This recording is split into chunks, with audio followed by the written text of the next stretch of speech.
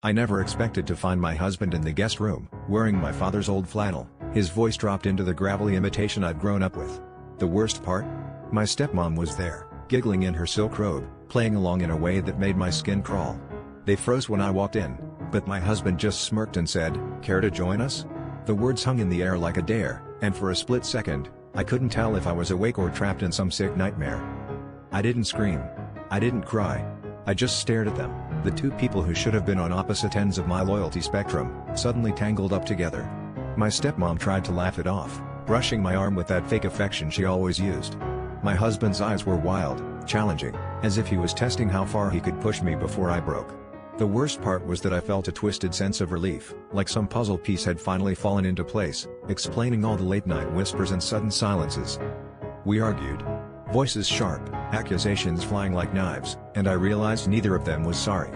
They tried to convince me it was just a game, something to spice up their lives, as if that made it less of a betrayal. My stepmom even said, "You never really understood your father, did you?" And my husband just watched me, waiting.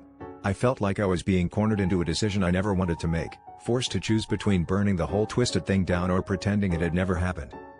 But the twist?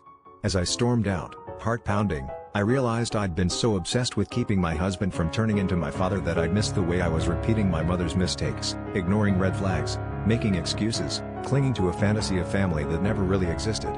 In that moment, the betrayal wasn't just theirs, it was mine too, for refusing to see the truth staring me in the face all along.